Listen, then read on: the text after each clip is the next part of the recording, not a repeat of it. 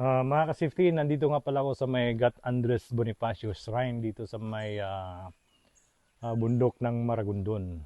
So dito pala nilibing yung magkakapatid na si Gat Andres Bonifacio at saka si Procopio. So yung magkakapatid ay pinaslang doon sa bundok ng Mount Buntis. Bundok Buntis tinatawag nila. So mula dito sa shrine na ito at saka papuntang Bundok Buntis ay malayo-layo pa. So si Gat Andres Bonifacio ay ipinanganak noong November 30, 1863. At siya ay pinaslang noong May 10, 1897. So siya ay pinaslang ng mga kapwa Pilipino nung siya ay 33 years old pa lamang.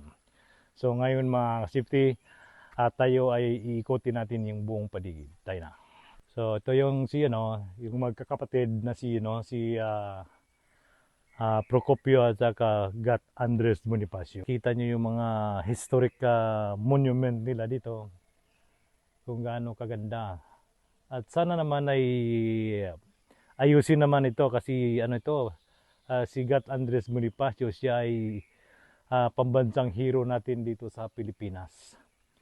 So, mga ka-safety, ngayon, pupuntahan natin yung kung saan doon nilitis si Gat Andres Bonifacio sa may Maragondon.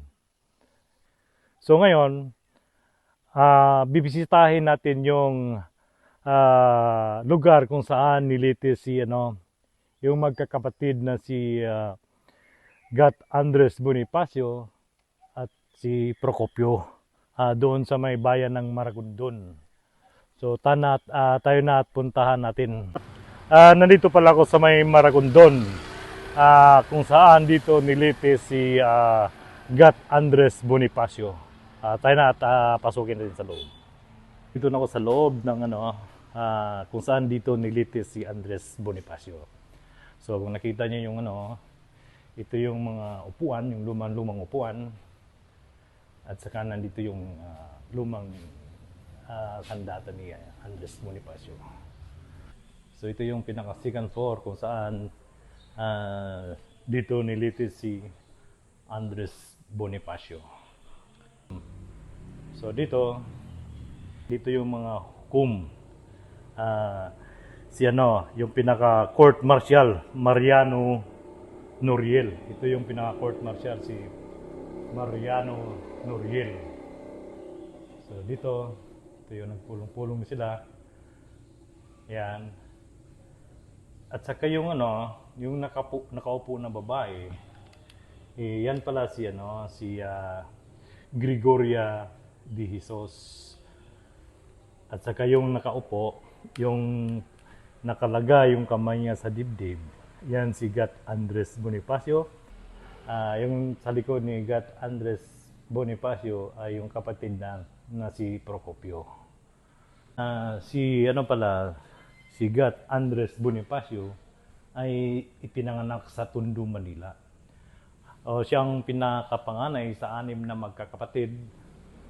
At si Gat Andres Bonifacio, isa pa lang budigiro nung unang panahon nung siya ay kabataan pa.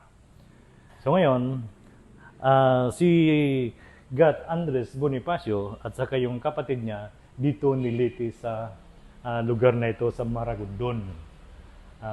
At saka dito rin sila pinatay sa bundok ng Maragondon sa may tinatawag nilang Bundok Buntis. At yung bangkay ni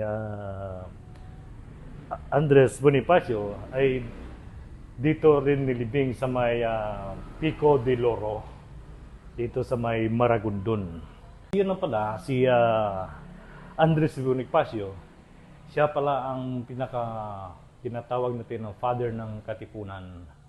Siya ang nagtatag ng mga grupo ng KKK.